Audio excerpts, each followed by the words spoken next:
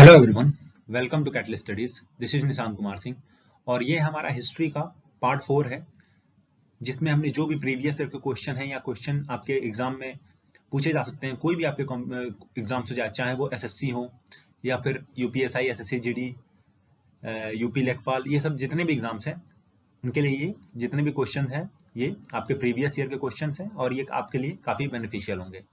इसके साथ साथ आप हमसे इंस्टा पे और टेलीग्राम पे भी जुड़ सकते हैं, जिसका लिंक मैं आपको डिस्क्रिप्शन में दे दूंगा। साथ ही में हमारी और भी क्वेश्चंस की सीरीज चल रही है, जैसे कि geography, polity and the most important UP facts, क्योंकि जो कि यूपी के एग्जाम्स होने वाले हैं, चाहे वो यूपीएसआई हो या फिर यूपी लेखपाल या कोई भी एग्जाम्स, जो भी स्टेट एग्जाम्स हैं, उसके लिए ये वो सीरीज आपके लिए काफी बेनिफिशियल होगी, क्योंकि उसमें कंप्लीट यूपी को कवर किया जाएगा। जितने भी क्वेश्चन बन सकते हैं उनको कवर किया जा रहा है, तो आप सीरीज को फॉलो करिए।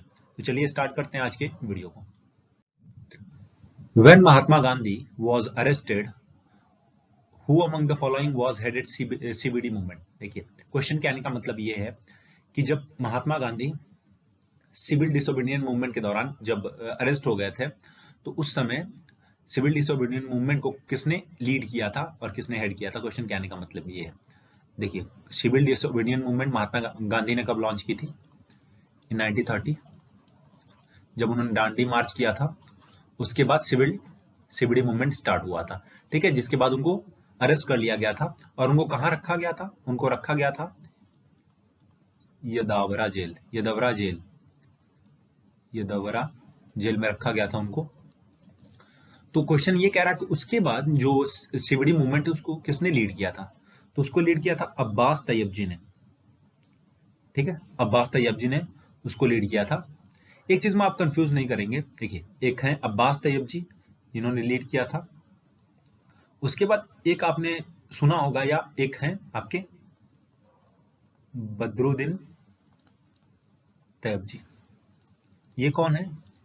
ये जो हमारी 87 की कांग्रेस सेशन हुई थी, उसके ये फर्स्ट मुस्लिम प्रेसिडेंट बने थे ये। तो इस चीज को आप ध्यान रखेंगे, ये क्वेश्चन बार बार पूछे जाते हैं एग्जाम में कि मतलब फर्स्ट मुस्लिम प्रेसिडेंट। और पहले के कौन थे? पहले के थे WC बैनर्जी 80-85, देन आपके 80-86 में दादा भाई नेहरूजी। पहले इंग्लिश मतलब जो विदेशी थे वो कौन बने थे इंडियन नेशनल कांग्रेस के प्रेसिडेंट? तो वो बने थे जॉर्ज ह्यूल इन 80-89 में। तो इस चीज को आप ध्यान रखेंगे, ये क्वेश्चन काफी इंपॉर्टेंट है, ये काफी बार पूछे गए एग्जाम में, ठीक है। अगर विनोबा भावे की बात करें तो ये पहले इंडिविजुअल सत्याग्रही थे इन 1940s के समय, फर्स्ट थे ये। सीरियल वाइज आपसे पूछता है कि पहले इंडिविजुअल सत्याग्रही कौन थे, दूसरे कौन थे? तो दूसरे थे, सेकंड थे जवाहरलाल नेहरू, ठीक है। अगर बात करें सरदार वल्लभ भाई पटेल को, तो इनको बिस्मार्क ऑफ इंडिया भी बोला जाता है, Bismarck of India, iron man of India. इनसे अगर बात करें तो इन्होंने 1931 कांग्रेस का कराची सेशन के ये प्रेसिडेंट थे, ठीक है। मौलाना अबुल कलाम आजाद की अगर बात करें तो मौलाना अब्दुल कलाम आजाद जो हैं, ये अप्रॉक्स 6 ईयर तक ये आईएनसी के, इंडियन नेशनल कांग्रेस के ये प्रेसिडेंट रहे थे, और ये सबसे लंबे समय तक रहने वाले ये प्रेसिडेंट हैं और यंगेस्ट प्रेसिडेंट भी हैं, ठीक है। तो इस चीज को आप ध्यान रखेंगे, ये लगभग 1940 से लेके 1945 तक ये रहे थे इंडियन नेशनल कांग्रेस के प्रेसिडेंट। तो इस चीज को आप ध्यान रखेंगे। तो इस क्वेश्चन का आंसर होगा अब्बास तैयब जी। In which session of Congress the demand of पूर्ण Swaraj was accepted as the aim of Congress? Question कहने का मतलब ये है कि कौन से कांग्रेस के सेशन में जो ये पूर्ण स्वराज की डिमांड थी, पूर्ण स्वराज की डिमांड किसने स्टार्ट की? जवाहरलाल नेहरू एंड सुभाष चंद्र बोस, ठीक है। ये कब डिमांड स्टार्ट हुई? देखिए जब 1928 में मोतीलाल नेहरू जी ने जब नेहरू रिपोर्ट सबमिट किया, तो उसमें इन्होंने ये बोला कि हमें डोमिनियन चाहिए, डोमिनियन, ठीक है। डोमिनियन का मतलब क्या होता है? देखिए, डोमिनियन का मतलब ये होता है कि जैसे ये मान लीजिए ये इंडियंस हैं, जैसे हम लोग हैं, और ये ब्रिटिशर्स हैं, तो ब्रिटिशर्स, ये जो एक तरीके का ब्रिज समझिए इसको, कि ब्रिटिशर्स ही हमको हेड करेंगे, मतलब हेड करेंगे, लेकिन जो अंदरूनी काम होंगे वो हम करेंगे। जैसे मेन मेन चीजें उन्हीं के हाथ में रहेंगी, लेकिन हम अंदरूनी काम हम करेंगे। लेकिन इस चीज को किसने मानने से मना कर दिया? मोतीलाल नेहरू जी के बेटे मतलब जवाहरलाल नेहरू जी ने ही मना कर दिया, रिजेक्ट कर दिया नेहरू रिपोर्ट को जो उन्होंने दी थी, और सुभाष चंद्र बोस ने भी इनको रिजेक्ट किया, और इन्होंने बनाई 1928 इंडिपेंडेंस इंडिया लीग, एक नई पार्टी बनाई। किसने? जवाहरलाल नेहरू और सुभाष चंद्र बोस ने। तो पूर्ण स्वराज की अगर बात करें तो इसकी मतलब मांग पहली बार हुई थी 1929 में, और वो कौन सा सेशन था, और उसमें इसको मतलब इसके लिए बिल भी पास किया गया और एक्सेप्ट भी किया गया, वो था लाहौर सेशन, जिसको हेड किया था जवाहरलाल नेहरू। ठीक है, तो इस चीज को आप ध्यान रखेंगे। तो इस क्वेश्चन का आंसर होगा लाहौर। अगर पूर्ण स्वराज की बात करें तो ये पहली बार इस टर्म को यूज किया था दयानंद सरस्वती। ठीक है, दयानंद सरस्वती जी ने इस टर्म को यूज किया था। Who was the leader of Bardoli Satyagraha? देखिए, बारदोली सत्याग्रह काफी इंपॉर्टेंट ये मतलब मूवमेंट था, और ये इसको लीड किसने किया था? इसको लीड किया था सरदार वल्लभ भाई पटेल जी ने। बारदोली सत्याग्रह हुआ था 1928 में। बारदोली एक जगह है गुजरात में, ठीक है, जहां पे जिस मतलब जहां पे वहां की औरतों, वुमेन्स के अधिकार के लिए यह सत्याग्रह को लीड किया था, मतलब चलाया था सरदार वल्लभ भाई पटेल जी ने, जिसके बाद इसमें जीत मिली थी, और इसके बाद वहां की गांव की औरतों ने इनको सरदार का टाइटल दिया था। ठीक है, तो आपसे अगर क्वेश्चन पूछा जाता है कि सरदार का टाइटल सरदार वल्लभ भाई पटेल को, मतलब वल्लभ भाई पटेल जी को किसने दिया था, तो वो दिया था बारदोली सत्याग्रह के बाद वहां की औरतों ने। अगर ये ऑप्शन नहीं रहता है, वुमेन्स अगर नहीं रहता है ऑप्शन में, तो आप के गांधी आप टिक कर सकते हैं। ठीक है, लेकिन इस चीज को आप ध्यान रखेंगे, ये काफी मिस्टेक बच्चे इसमें करते हैं कि वो मतलब गलती, वुमेन्स होते हुए भी वो एम के गांधी मतलब मोहनदास करमचंद गांधी गांधी जी को वो टिक मारते हैं, और ये गलत हो जाता है क्वेश्चन। तो वुमेन्स अगर हैं, मतलब गांव की औरतें अगर ऑप्शन में हैं, तो वो प्रेफरेंस उसी को मिलेगा। देन अगर नहीं है, देन आप गांधी जी को टिक कर सकते हैं। ठीक है, तो इस चीज को आप ध्यान रखेंगे। अगर राजेंद्र प्रसाद की बात करें तो डॉक्टर राजेंद्र प्रसाद, ये हमारे फर्स्ट प्रेसिडेंट भी थे। इन्होंने कौन सा सेशन हेल्ड, मतलब किसके प्रेसिडेंट बने थे? तो ये बने थे 1939 में, जो हरिपुरा सेशन हुआ था, जिसमें सुभाष चंद्र बोस जी ने वो छोड़ दिया था, जीतने के बाद भी उन्होंने रिजाइन दे दिया था, उसके ये प्रेसिडेंट बनाए गए थे उनके छोड़ने के बाद, राजेंद्र प्रसाद जी। ठीक है, तो इस चीज को ध्यान रखेंगे। पंडित जवाहरलाल नेहरू के बारे में हम जेबी कृपलानी की अगर बात करें तो जब इंडिया आजाद हुआ था, जब इंडिया को फ्रीडम मतलब इंडिपेंडेंस मिली थी, तो ये उस समय आईएनसी के प्रेसिडेंट थे। ठीक है, उस समय ये आईएनसी के प्रेसिडेंट थे, तो इस चीज को आप ध्यान रखेंगे। इसके अलावा अगर जेबी कृपलानी की बात करें तो इन्होंने ये आपके जो सब कमेटी बैठी थी, सब कमेटी थी जो थी फंडामेंटल राइट्स की कॉन्स्टिट्यूशन में, उसके भी ये हेड थे, तो इस चीज को आप ध्यान रखेंगे। तो इसका आंसर होगा Sardar Vallabh Bhai Patel. Go back to Vedas, ये जो टर्म था ये किसने यूज किया था?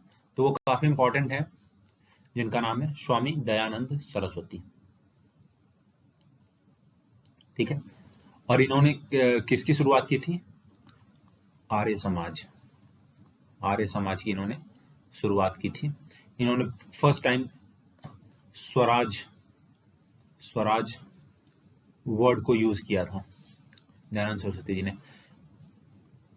अगर ज्योतिबा फुले की बात करें तो ये एक प्रोमिनेंट लीडर थे महाराष्ट्र के, जिन्होंने एक फेमस सभा बनाई थी जिसको बोलते हैं सत्य सत्य शोधक समाज। ठीक, तो इस चीज को आप ध्यान रखेंगे। स्वामी विवेकानंद को हम जानते हैं, इनके लिए काफी इंपॉर्टेंट है। इनका मतलब नाम अगर बात करें तो नरेंद्र नाथ दत्ता, और ये रामकृष्ण परमहंस, ये स्वामी विवेकानंद जी के गुरु हैं। ठीक है, इस चीज को आप ध्यान रखेंगे। शिकागो कॉन्फ्रेंस जो कि 1893 में हुआ था, ठीक है, क्योंकि काफी इंपॉर्टेंट था, जिसको मतलब हेड किया था स्वामी विवेकानंद जी ने, ठीक है। और स्वामी विवेकानंद जी ने ही बेलूर मठ जो कि कोलकाता में है, उसको बनवाया था। तो इस चीज को आप ध्यान रखेंगे। तो इस क्वेश्चन का आंसर होगा Dayanand Saraswati. Nakholi is situated in, मतलब ये देखिए नाखोली, ये क्वेश्चन काफी इंपॉर्टेंट है। को लग रहा होगा मतलब नाखोली ही क्यों पूछा जा रहा है। देखिए एक चीज आपको बता देता हूं, जब इंडिया इंडिपेंडेंस, जब 1947 में, काफी लोगों को ये, आपने हिस्ट्री अगर पढ़ी होगी तो आपको देखने में ये मिलता होगा कि 1940s के बाद आपको गांधी जी का रोल आपको कम दिखेगा। वो गांधी जी आपको कम दिखेंगे चीजों में, जो भी चीजें होंगी, या फिर आपकी इंडियन रॉयल आर्मी हो गई, ये सब सारी चीजें स्टार्ट हो जाती हैं, then independence, then constitution assembly बनने लगता है, तो आपको गांधी जी कहीं दिखेंगे नहीं, मतलब बहुत कम दिखेंगे। तो अगर नोखाली की बात करें, तो जब इंडिपेंडेंस 1947 में इंडिया हो रहा था, तो उस समय गांधी जी हमारे, वो वेस्ट बंगाल, इसका आंसर वेस्ट बंगाल होगा। वेस्ट बंगाल में एक जगह था जहां पे ये हिंदू मुस्लिम के झगड़ों को सुलझा रहे थे। तो इससे आप समझ सकते हैं कि कौन, मतलब सिंप्लिसिटी क्या थी इनकी और इनकी अप्रोच क्या थी, ठीक है। तो बंगला मतलब वेस्ट बंगाल में एक नोखली जगह है, वहां पे ये डिस्प्यूट को सुलझा रहे थे। अगर गांधी जी की अगर बात करें, तो गांधी जी कब आए थे? 9 जैन 1915 में, जिसको हम लोग प्रवासी दिवस के रूप में भी मनाते हैं। ये किसके कहने पे आए थे? गोपाल कृष्ण गोखले जी के कहने पे ये आए थे। इस चीज को आप ध्यान रखेंगे। और ये मतलब इंडिया से साउथ अफ्रीका कब गए थे? तो वो 1893 में गए थे, ठीक है। वहां के एक बिजनेसमैन के कहने पर मतलब ये गए थे साउथ अफ्रीका में। तो इस क्वेश्चन का आंसर होगा West Bengal. Mahatma Gandhi was first arrested during सत्याग्रह।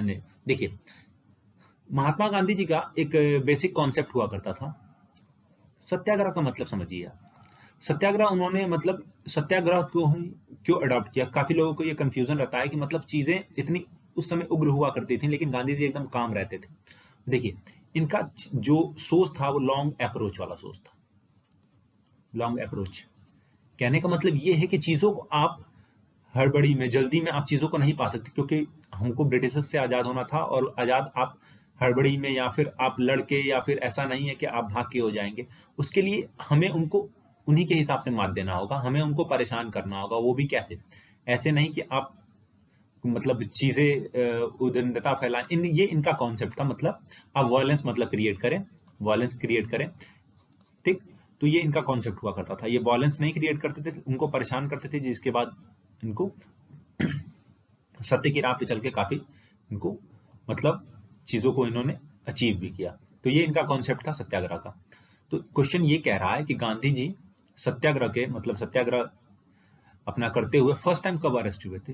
तो वो अरेस्ट हुए थे इन 1908 में, ठीक है। कहां पे?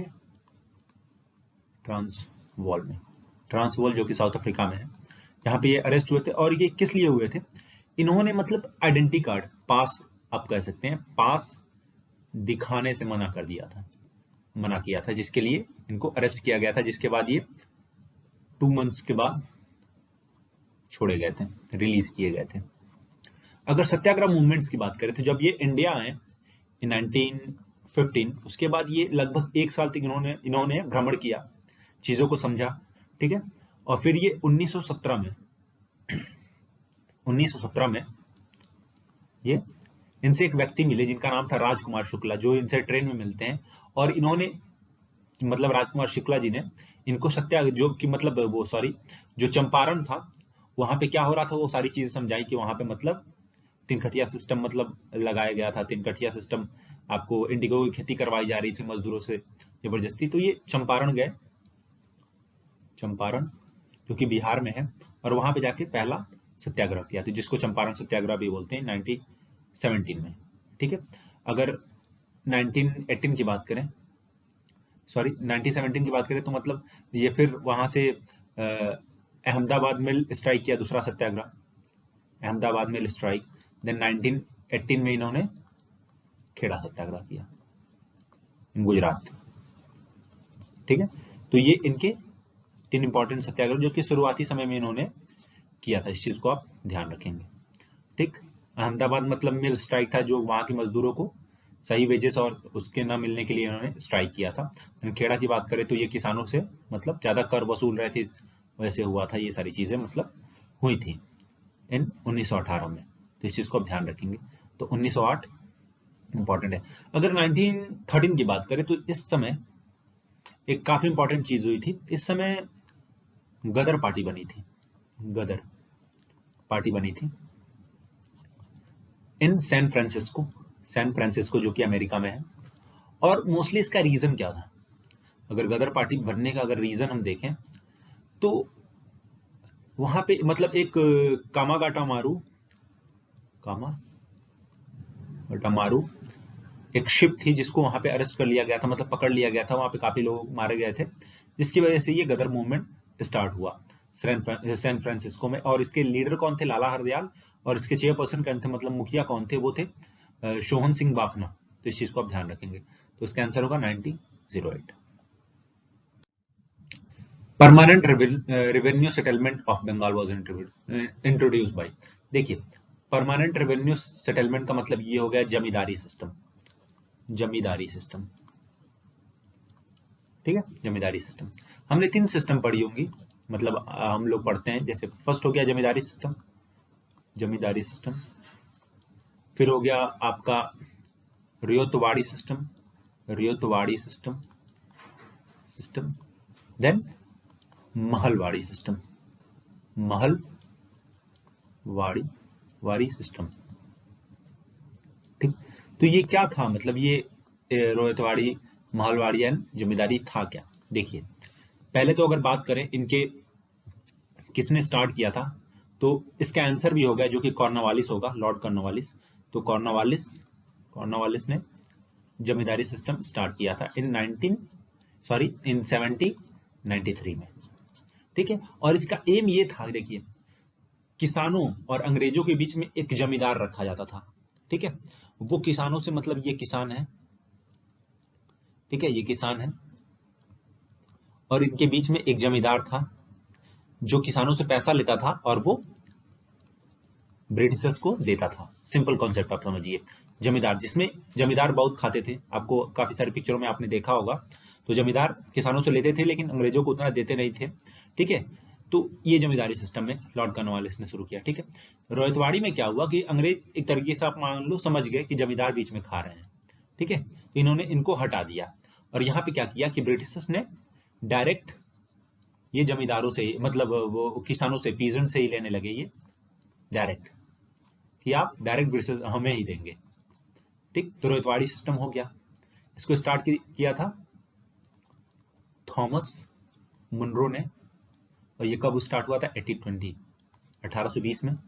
ठीक है, अगर महलवाड़ी सिस्टम की बात करें तो देखिए, इतने किसानों से इंडिविजुअली पैसा लेना ये काफी मुश्किल हो रहा था, जिसके बाद जब विलियम बेंटिक ने स्टार्ट किया महलवाड़ी सिस्टम। इन्होंने क्या बोला कि हम मतलब एक गांव को एज अ महल, मतलब एक यूनिट मान लेते हैं, एक गांव को, और हम इनसे बोल देंगे कि आप अपने गांव का एक मतलब एक वो रख देंगे कि इनका हमको ये देना, मतलब कर जो होगा, जो भी टैक्स होगा वो कलेक्ट करके हमको आप देना। तो एक गांव का वो इंडिविजुअली नहीं लेते था, एक गांव का ही पूरा टैक्स, एक फिक्स टैक्स होता था जो वो ले लेते थे। महलवाड़ी सिस्टम ये था। एक क्वेश्चन काफी इंपॉर्टेंट है जो पूछा जाता है कि रोहितवाड़ी सिस्टम फर्स्ट टाइम कहां स्टार्ट हुआ था, तो वो मतलब वो हुआ था मद्रास में। ठीक है, तो इस चीज को आप ध्यान रखेंगे। तो इसका आंसर होगा कॉर्नवालिस। अगर और भी ऑप्शन की बात करें जैसे रॉबर्ट क्लाइव, तो रॉबर्ट क्लाइव जब बैटल ऑफ बक्सर हुआ था ब्रिटिशर्स और आपके Shujauddaula, then Shah Alam second, then Balwant Singh, then Mir Qasim के बीच में, जिसके बाद से दीवानी राइट्स चली आई थी अंग्रेजों के पास, तो उस समय हेड किया था बैटल ऑफ बक्सर को ब्रिटिशर्स की तरफ से, वो थे रॉबर्ट क्लाइव। ठीक है, वैरेन हेस्टिंग की बात करें, जब रेगुलेटिंग एक्ट 1773 आया था तो उस समय ये गवर्नर ऑफ बंगाल से गवर्नर जनरल ऑफ बंगाल बनाए गए थे। जो governor of Bengal governor general of Bengal बना था रेगुलेटिंग एक्ट के बाद, तो ये पहले गवर्नर जनरल ऑफ बंगाल थे, वैरन हास्टिंग। अगर वेलेस्ली की बात करें तो ये इनका एक काफी इंपॉर्टेंट है, सब्सिडियरी अलायंस। सब्सिडियरी अलायंस मतलब ये प्रांतों को शामिल करते थे, और जो पहला प्रांत था जो शामिल हुआ था वो था निजाम ऑफ हैदराबाद, सब्सिडियरी अलायंस के थ्रू पहला। तो ये जितनी भी चीजें आपको बता रहा हूं वो काफी इंपॉर्टेंट है आपके लिए, इस चीज को आप ध्यान रखेंगे। तो इसका आंसर होगा Cornwallis. The father of extremist movement in India is, तो देखिए अगर फादर ऑफ एक्सट्रीमिस्ट की बात करें तो एक थे मॉडरेट्स, इसमें आप जान सकते हैं जैसे कि गोपाल कृष्ण गोखले, देन दादा भाई नेरोजी, देन अगर बात करें तो आपके सुरेंद्र नाथ बैनर्जी, ठीक है। तो ये कुछ लोग थे जो कि मॉडरेटर्स में थे। मोतीलाल नेहरू भी आप कह सकते हैं, ठीक है। अगर एक्सट्रीमिस्ट की बात करें, एक्सट्रीमिस्ट, तो आपने सुना होगा नाम लाल बाल पाल। तो लाल का मतलब लाला लाजपत राय, बाल का मतलब बाल गंगाधर तिलक, एंड पाल का मतलब विपिन चंद्र पाल। और एक और थे जो काफी इंपॉर्टेंट है, अरबिंदो घोष, जिन्होंने जुगांतर मैगजीन को लिखा था। बाल गंगाधर तिलक की अगर बात करें तो ये फादर ऑफ अनरेस्ट भी बोले जाते हैं, ठीक है। तो इस क्वेश्चन का आंसर होगा बाल गंगाधर तिलक। इनको फादर ऑफ एक्सट्रीमिस्ट भी बोला जाता है और फादर ऑफ अनरेस्ट भी बोला जाता है। फादर ऑफ अनरेस्ट इनको मतलब किसने बोला था, तो वो बोला था वैलेंटाइन शिरोल ने बोला था फादर ऑफ अनरेस्ट। तो इस चीज को आप ध्यान रखेंगे। तो इस क्वेश्चन का आंसर होगा Bal Gangadhar Tilak. Through which principle did Gandhi ji strive to bridge economic inequalities. Question कहने का मतलब ये है कि कौन से प्रिंसिपल के साथ, मतलब किस प्रिंसिपल को मोस्टली गांधी जी फॉलो करते थे, ठीक है। तो गांधी जी का सबसे बड़ा था establishment of village industries. Gandhi ji कुटीर उद्योग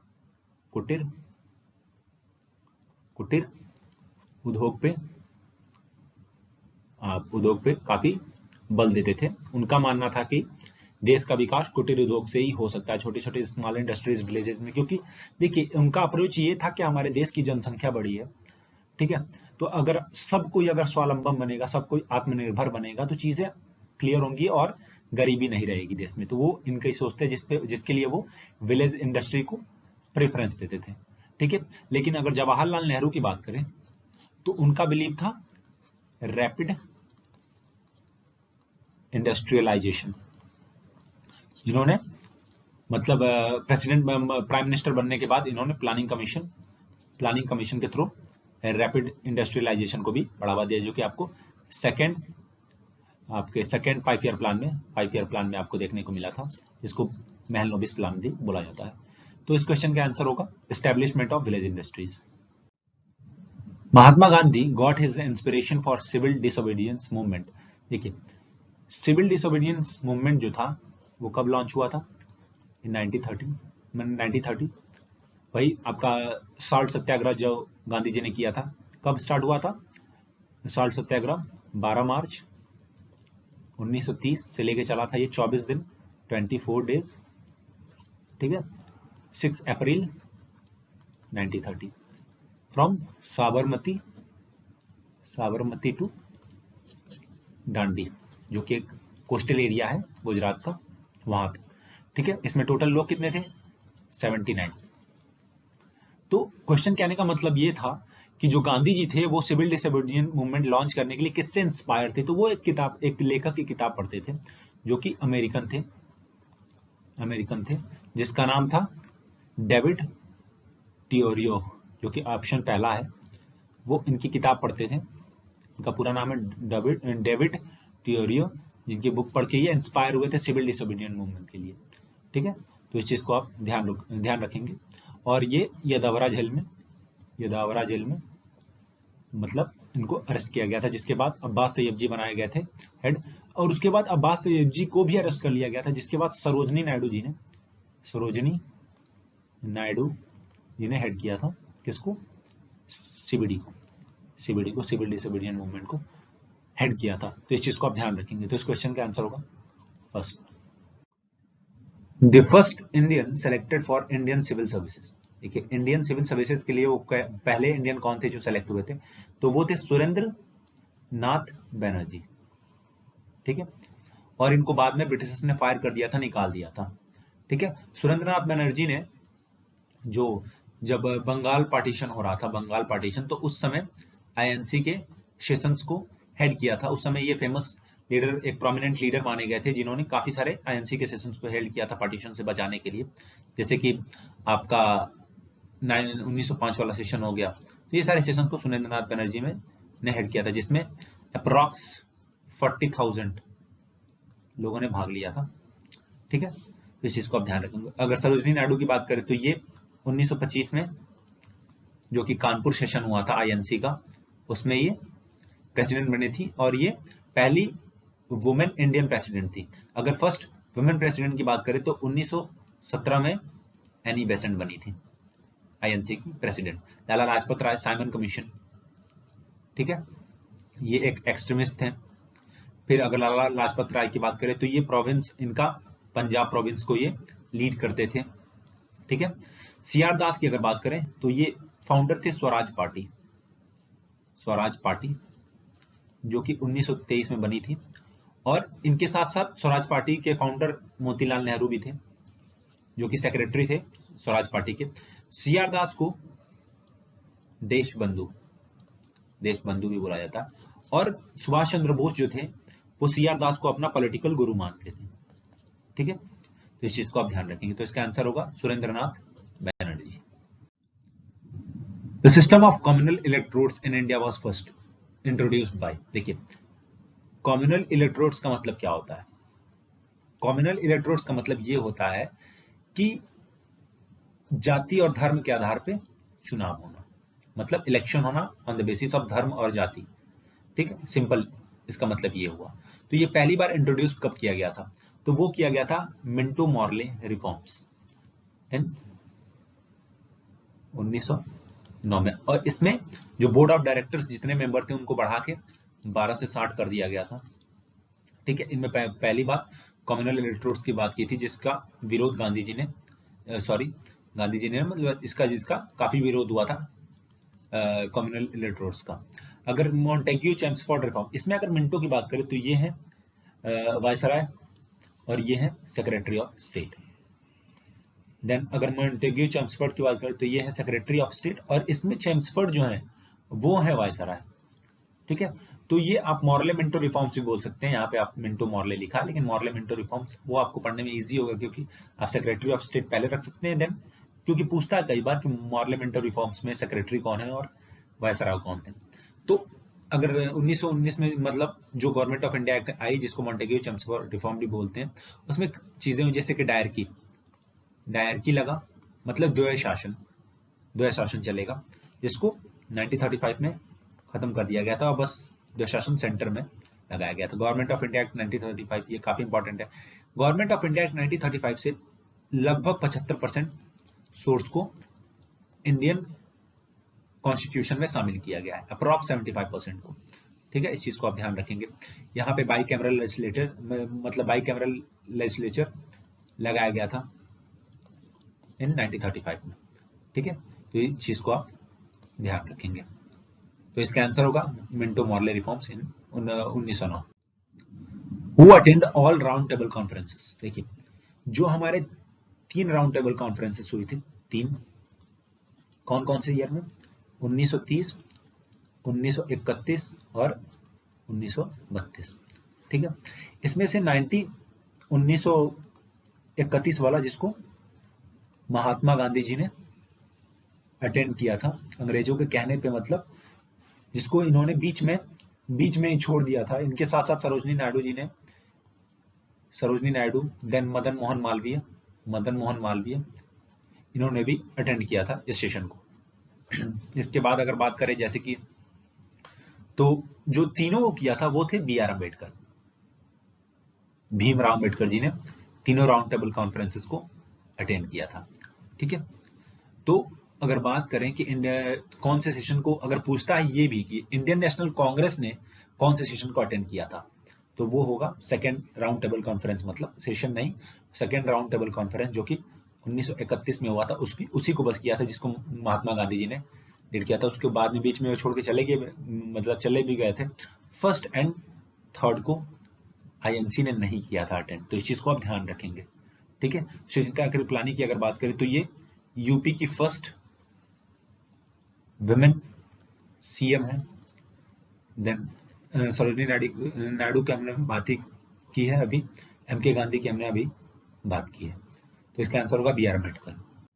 what was the ultimate goal of Mahatma Gandhi salt Satyagraha, तो वो था जो हमारे ऊपर अंग्रेज मतलब नमक का कानून जो लगाए हुए थे उसको ब्रेक करना, तो इसका आंसर फर्स्ट होगा। देन अगर सॉल्ट सत्याग्रह की बात करें तो इसको और भी बोलते हैं, जैसे डांडी मार्च भी इसको बोलते हैं। ये स्टार्ट हुआ था 1930 में, कब, 12 मार्च। ये सारे डेट्स और ये कब चला था, कितने कब खत्म होता है, सबको आपको याद रखना, क्योंकि ये काफी इंपॉर्टेंट है। एक तो ये डायरेक्ट डेट्स मतलब डेट्स जो होते हैं वो काफी बार पूछे जाते हैं। ये 12 मार्च 1930 से 6 अप्रैल 1930, 24 दिन का ये मार्च था, और इसको अटेंड किया था 79 लोगों ने, ठीक है। और ये कहां से कहां तक था, साबरमती आश्रम से लेके दांडी, जहां पे जाके गांधी जी ने नमक को उठा के अपने हाथ में सॉल्ट टैक्स को ब्रेक कर दिया था। इस चीज को आप ध्यान रखेंगे, तो इसका आंसर होगा repeal of salt tax. Who persuaded the ratings of Royal Indian Navy to surrender on, देखिए हुआ क्या, क्वेश्चन ये कहने का मतलब यही है कि किसने रेटिंग्स को परस्यूड किया। जो रॉयल इंडियन नेवी की जो म्यूटिनी हुई थी, ये कब हुई थी, इसका रीजन क्या था। देखिए, जब इंडियन, आपने सबने सुना होगा आजाद हिंद फौज, इंडियन नेशनल आर्मी के बारे में आपने सुना होगा, के बारे में, इसको बनाया किसने था, कैप्टन मोहन सिंह। कैप्टन मोहन सिंह इसके फाउंडर थे। कब बनी थी, 1941। बट इसके रियल फाउंडर थे सुभाष चंद्र बोस, जिन्होंने 1943 में सिंगापुर से टेक ओवर कर लिया था आईएनसी को, मतलब आईएनए को, इंडियन नेशनल आर्मी को, जिसको और ये रियल फाउंडर बोले जाते हैं, ठीक। तो जब 1944 में जब कोहिमा में लड़ाई हुआ, तो उसके बाद से अंग्रेज, जब इंडियन नेशनल कांग्रेस में और ब्रिटिशर्स में जब लड़ाई हुआ, बैटल ऑफ कोहिमा हुआ नागालैंड, तो उसके बाद से जो हमारे रॉयल इंडियन नेवी के जो सिपाही थी, उन्होंने भी विद्रोह छेड़ दिया, जिसकी रेटिंग को परस्यूट किया था किसने, इसका आंसर होगा वल्लभ भाई पटेल और मोहम्मद अली जिन्ना, ठीक है। ये वही मोहम्मद अली जिन्ना है जिन्होंने पाकिस्तान की मांग की थी, फर्स्ट टाइम ऑफिशियली अनाउंस किया था Pakistan in Lahore session of Muslim League in 1940, proposal को पास किया था, पाकिस्तान हमको चाहिए, तो ये मोहम्मद अली जिन्ना। और सरोजिनी नायडू जी ने इनको बोला था, मतलब हिंदू मुस्लिम यूनिटी के इनको जनक बोला था, फादर शायद बोला था हिंदू मुस्लिम यूनिटी, ठीक है। तो इस क्वेश्चन का आंसर होगा Vallabh Bhai Patel and Mohammad Ali Jinnah.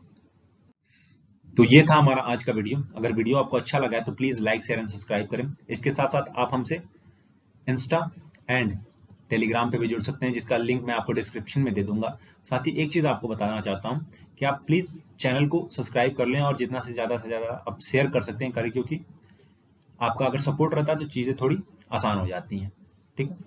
Thanks for the watching video.